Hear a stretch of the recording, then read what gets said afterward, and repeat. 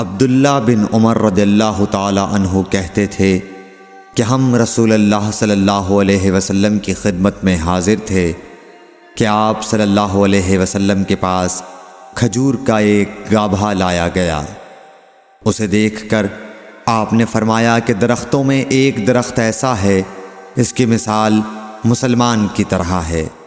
ابن عمر کہتے ہیں کہ یہ سن کر میں نے ارادہ کیا کہ عرض کروں کہ وہ درخت کھجور کا ہے، مگر چونکہ میں سب میں چھوٹا تھا اس لیے خاموش رہا۔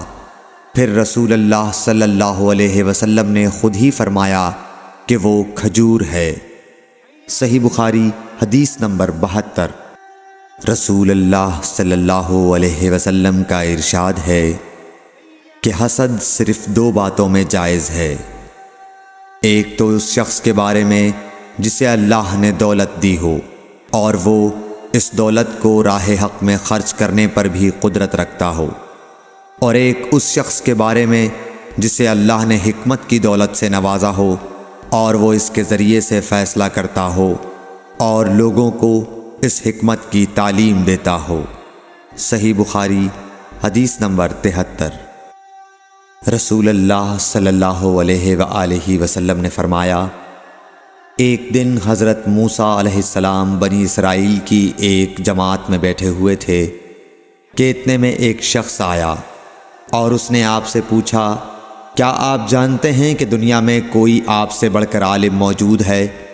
حضرت موسیٰ علیہ السلام نے فرمایا، نہیں۔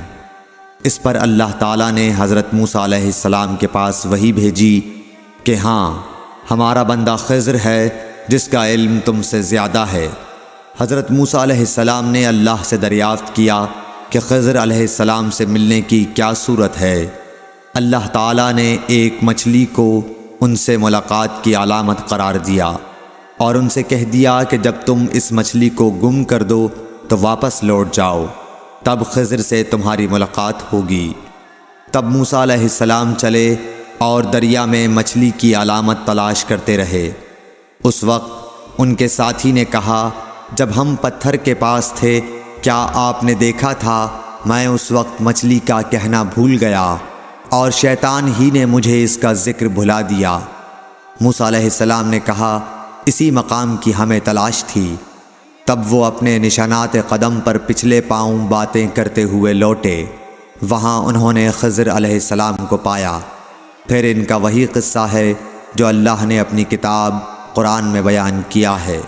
صحیح بخاری حدیث نمبر 74۔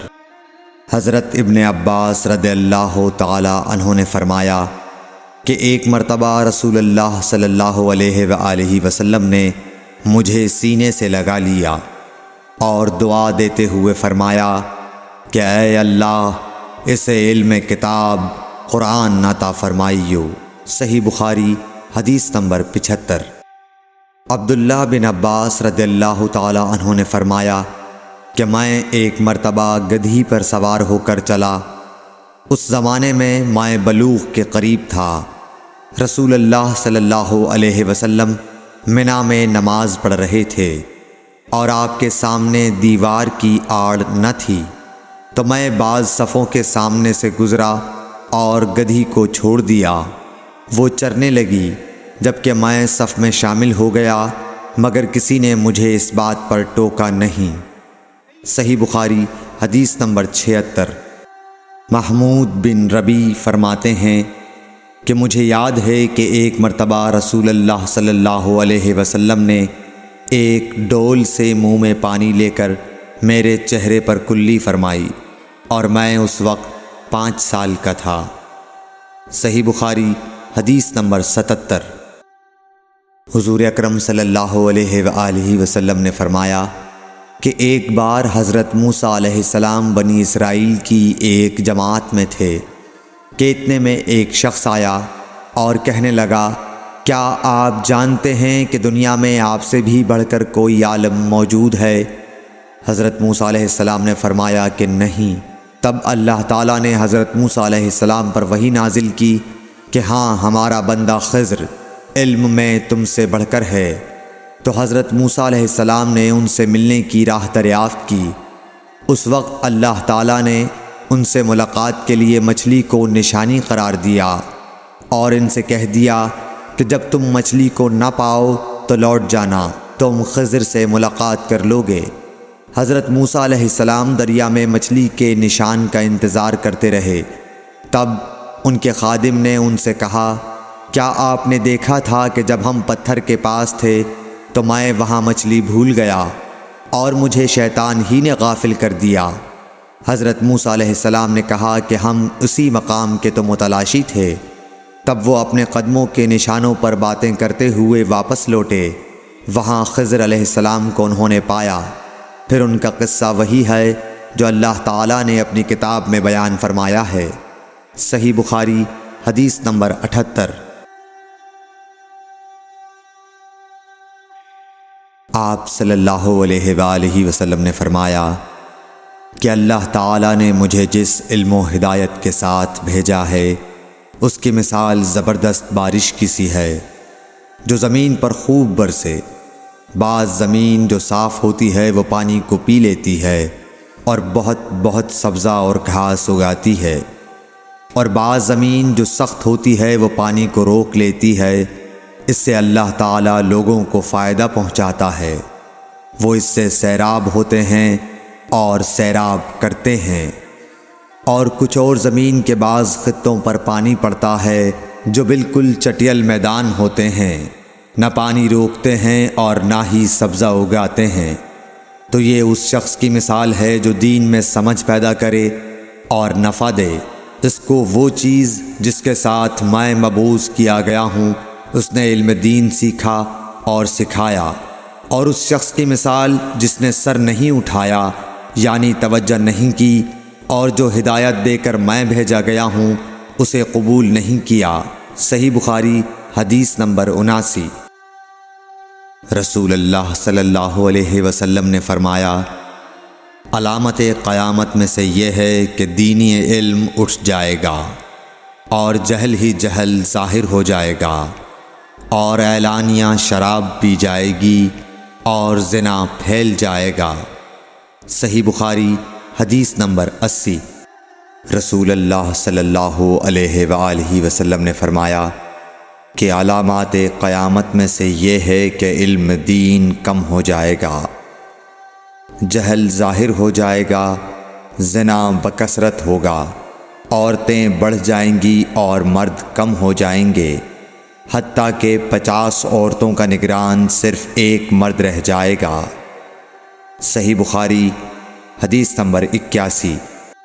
رسول اللہ صلی اللہ علیہ وسلم نے فرمایا کہ میں سو رہا تھا، اسی حالت میں مجھے دودھ کا پیالہ دیا گیا، میں نے خوب اچھی طرح پی لیا، حتیٰ کہ میں نے دیکھا کہ تازگی میرے ناخنوں سے نکل رہی ہے۔ پھر میں نے اپنا بچا ہوا دودھ عمر بن الخطاب کو دے دیا۔ صحابہ رضی اللہ عنہم نے پوچھا، آپ نے اس کی کیا تعبیر لی؟ آپ صلی اللہ علیہ وسلم نے فرمایا، علم۔ صحیح بخاری حدیث نمبر 82۔ حجۃ الوداع میں رسول اللہ صلی اللہ علیہ وسلم لوگوں کے مسائل دریافت کرنے کی وجہ سے منا میں ٹھہر گئے تو ایک شخص آیا اور اس نے کہا کہ میں نے بے خبری میں ذبح کرنے سے پہلے سر منڈا لیا۔ آپ صلی اللہ علیہ وسلم نے فرمایا، اب ذبح کر لے اور کچھ حرج نہیں۔ پھر دوسرا آدمی آیا، اس نے کہا کہ میں نے بے خبری میں رمی کرنے سے پہلے قربانی کر لی۔ آپ صلی اللہ علیہ وآلہ وسلم نے فرمایا، اب رمی کر لے اور پہلے کر دینے سے کچھ حرج نہیں۔ ابن عمرو کہتے ہیں اس دن آپ صلی اللہ علیہ وسلم سے جس چیز کا بھی سوال ہوا جو کسی نے آگے اور پیچھے کر لی تھی تو آپ صلی اللہ علیہ وسلم نے یہی فرمایا کہ اب کر لے اور کچھ حرج نہیں۔ صحیح بخاری حدیث نمبر 83۔ نبی صلی اللہ علیہ وسلم سے آپ کے آخری حج میں کسی نے پوچھا کہ میں نے رمی کرنے یعنی کنکر پھینکنے سے پہلے ذبح کر لیا۔ آپ صلی اللہ علیہ وسلم نے ہاتھ سے اشارہ کیا اور فرمایا، کچھ حرج نہیں۔ کسی نے کہا کہ میں نے ذبح سے پہلے حلق کر لیا۔ آپ صلی اللہ علیہ وسلم نے سر سے اشارہ فرما دیا کہ کچھ حرج نہیں۔ صحیح بخاری حدیث نمبر 84۔ آپ صلی اللہ علیہ وسلم نے فرمایا کہ ایک وقت ایسا آئے گا کہ جب علم اٹھا لیا جائے گا، جہالت اور فتنے پھیل جائیں گے اور حرج بڑھ جائے گا۔ آپ سے پوچھا گیا کہ یا رسول اللہ، حرج سے کیا مراد ہے؟ آپ صلی اللہ علیہ وسلم نے اپنے ہاتھ کو حرکت دے کر فرمایا، اس طرح گویا آپ صلی اللہ علیہ وسلم نے اس سے قتل مراد لیا۔ صحیح بخاری حدیث نمبر 85۔ ہم سے موسیٰ بن اسماعیل نے بیان کیا، ان سے وہیب نے، ان سے حشام نے فاطمہ کے واسطے سے نقل کیا۔ وہ اسما سے روایت کرتی ہیں کہ میں عائشہ رضی اللہ تعالی عنہا کے پاس آئی، وہ نماز پڑھ رہی تھیں۔ میں نے کہا لوگوں کا کیا حال ہے؟ تو انہوں نے آسمان کی طرف اشارہ کیا، یعنی سورج کو گہن لگا ہے۔ اتنے میں لوگ نماز کے لیے کھڑے ہو گئے۔ حضرت عائشہ رضی اللہ تعالی عنہا نے کہا اللہ پاک ہے۔ میں نے کہا کیا یہ گہن کوئی خاص نشانی ہے؟ انہوں نے سر سے اشارہ کیا، یعنی ہاں۔ پھر میں بھی نماز کے لیے کھڑی ہو گئی، حتیٰ کہ مجھے غش آنے لگا تو میں اپنے سر پر پانی ڈالنے لگی۔ پھر نماز کے بعد رسول اللہ صلی اللہ علیہ وسلم نے اللہ تعالیٰ کی تعریف کی اور اس کی صفت بیان فرمائی۔ پھر فرمایا جو چیز مجھے پہلے دکھلائی نہیں گئی تھی، آج وہ سب اس جگہ میں نے دیکھ لی، یہاں تک کہ جنت اور دوزخ کو بھی دیکھ لیا۔ اور مجھ پر یہ وحی کی گئی کہ تم اپنی قبروں میں آزمائے جاؤ گے۔ مثل یا قرب کا کون سا لفظ؟ حضرت اسما نے فرمایا میں نہیں جانتی۔ فاطمہ کہتی ہیں یعنی فتنہ دجال کی طرح آزمائے جاؤ گے۔ کہا جائے گا قبر کے اندر کہ تم اس آدمی کے بارے میں کیا جانتے ہو؟ تو جو صاحب ایمان یا صاحب یقین ہوگا، کون سا لفظ فرمایا؟ حضرت اسما نے مجھے یاد نہیں۔ وہ کہے گا وہ محمد اللہ کے رسول صلی اللہ علیہ وسلم ہیں، جو ہمارے پاس اللہ کی ہدایت اور دلیلیں لے کر آئے تو ہم نے ان کو قبول کر لیا اور ان کی پیروی کی۔ وہ محمد صلی اللہ علیہ وسلم ہیں۔ 3 بار اسی طرح کہے گا۔ پھر اس سے کہہ دیا جائے گا کہ آرام سے سو جا، بے شک ہم نے جان لیا کہ تو محمد صلی اللہ علیہ وسلم پر یقین رکھتا تھا۔ اور بہرحال منافق یا شکی آدمی، میں نہیں جانتی کہ ان میں سے کون سا لفظ حضرت اسما نے استعمال کیا۔ تو وہ منافق یا شکی آدمی کہے گا کہ جو لوگوں کو میں نے کہتے سنا، میں نے بھی وہی کہہ دیا، باقی میں کچھ نہیں جانتا۔ صحیح بخاری حدیث نمبر 86۔ قبیلہ عبد القیس کا وفد رسول اللہ صلی اللہ علیہ وسلم کی خدمت میں آیا۔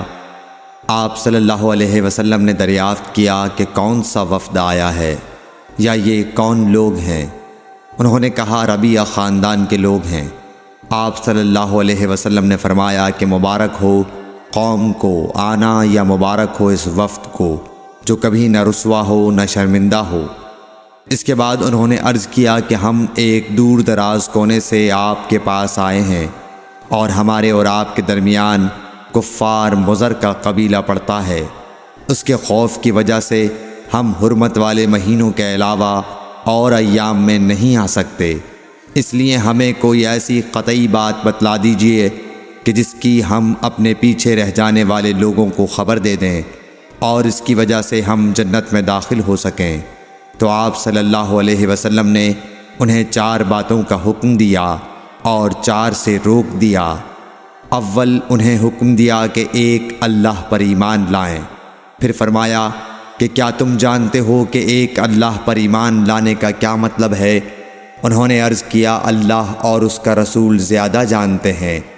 آپ صلی اللہ علیہ وسلم نے فرمایا ایک اللہ پر ایمان لانے کا مطلب یہ ہے کہ اس بات کا اقرار کرنا کہ اللہ کے سوا کوئی معبود نہیں، اور یہ کہ محمد صلی اللہ علیہ وسلم اللہ کے سچے رسول ہیں، اور نماز قائم کرنا، زکوٰۃ ادا کرنا اور ماہ رمضان کے روزے رکھنا۔ اور یہ کہ تم مال غنیمت سے 5واں حصہ ادا کرو، اور 4 چیزوں سے منع فرمایا، دبا، حنتم، مزفت کے استعمال سے۔ اور چوتھی چیز کے بارے میں شعبہ کہتے ہیں کہ ابو حمزہ بسا اوقات نقیر کہتے تھے اور بسا اوقات مقیر۔ اس کے بعد رسول اللہ صلی اللہ علیہ وسلم نے فرمایا کہ ان باتوں کو یاد رکھو اور اپنے پیچھے رہ جانے والوں کو بھی ان کی خبر کر دو۔ صحیح بخاری حدیث نمبر 87۔ عقبہ نے ابو احاب بن عزیز کی لڑکی سے نکاح کیا تو ان کے پاس ایک عورت آئی اور کہنے لگی کہ میں نے عقبہ کو اور جس سے اس کا نکاح ہوا ہے اس کو دودھ پلایا ہے۔ یہ سن کر عقبہ نے کہا مجھے نہیں معلوم کہ تو نے مجھے دودھ پلایا ہے، نہ تو نے کبھی مجھے بتایا ہے۔ تب سوار ہو کر رسول اللہ صلی اللہ علیہ وسلم کی خدمت میں مدینہ منورہ حاضر ہوئے اور آپ سے اس کے متعلق دریافت کیا تو آپ صلی اللہ علیہ وسلم نے فرمایا کس طرح تم اس لڑکی سے رشتہ رکھو گے، حالانکہ اس کے متعلق یہ کہا گیا۔ تب عقبہ بن حارث نے اس لڑکی کو چھوڑ دیا اور اس نے دوسرا خاوند کر لیا۔ صحیح بخاری حدیث نمبر 88۔ حضرت عمر سے روایت ہے کہ میں اور میرا ایک انصاری پڑوسی دونوں اطراف مدینہ کے ایک گاؤں بنی امیہ بن زید میں رہتے تھے، جو مدینہ کے پورب کی طرف بلند گاؤں میں سے ہے۔ ہم دونوں باری باری حضرت صلی اللہ علیہ وسلم کی خدمت شریف میں حاضر ہوا کرتے تھے۔ ایک دن وہ آتا، ایک دن میں آتا۔ جس دن میں آتا اس دن کی وحی کی اور رسول اللہ صلی اللہ علیہ وسلم کی فرمودہ دیگر باتوں کی اس کو خبر دے دیتا تھا، اور جب وہ آتا تو وہ بھی اسی طرح کرتا۔ تو ایک دن وہ میرا انصاری ساتھی اپنی باری کے روز حاضر خدمت ہوا۔ جب واپس آیا تو اس نے میرا دروازہ بہت زور سے کھٹکھٹایا اور میرے بارے میں پوچھا کیا عمر یہاں ہیں؟ میں گھبرا کر اس کے پاس آیا۔ وہ کہنے لگا کہ ایک بڑا معاملہ پیش آ گیا ہے، یعنی رسول اللہ صلی اللہ علیہ وسلم نے اپنی بیویوں کو طلاق دے دی ہے۔ پھر میں اپنی بیٹی حفصہ کے پاس گیا، وہ رو رہی تھی۔ میں نے پوچھا کیا تمہیں رسول اللہ صلی اللہ علیہ وسلم نے طلاق دے دی ہے؟ وہ کہنے لگی میں نہیں جانتی۔ پھر میں نبی کی خدمت میں حاضر ہوا۔ میں نے کھڑے کھڑے کہا کہ آپ نے اپنی بیویوں کو طلاق دے دی ہے؟ آپ صلی اللہ علیہ وسلم نے فرمایا نہیں، یہ افواہ غلط ہے۔ تب میں نے تعجب سے کہا اللہ اکبر، اللہ بہت بڑا ہے۔ صحیح بخاری حدیث نمبر 89۔ ایک شخص حزم بن ابی کعب نے رسول اللہ کی خدمت میں آ کر عرض کیا یا رسول اللہ، فلاں شخص معاذ بن جبل لمبی نماز پڑھاتے ہیں، اس لیے میں جماعت کی نماز میں شریک نہیں ہو سکتا، کیونکہ میں دن بھر اونٹ چرانے کی وجہ سے رات کو تھک کر چکنا چور ہوتا ہوں اور طویل قرات سننے کی طاقت نہیں رکھتا۔ ابو مسعود راوی کہتے ہیں کہ اس دن سے زیادہ میں نے کبھی رسول اللہ صلی اللہ علیہ وسلم کو وعظ کے دوران اتنا غضبناک نہیں دیکھا۔ آپ صلی اللہ علیہ وسلم نے فرمایا اے لوگو، تم ایسی شدت اختیار کر کے لوگوں کو دین سے نفرت دلانے لگے ہو۔ سن لو، جو شخص لوگوں کو نماز پڑھائے تو وہ ہلکی پڑھائے، کیونکہ ان میں بیمار، کمزور اور حاجت والے سبھی قسم کے لوگ ہوتے ہیں۔ صحیح بخاری حدیث نمبر 90۔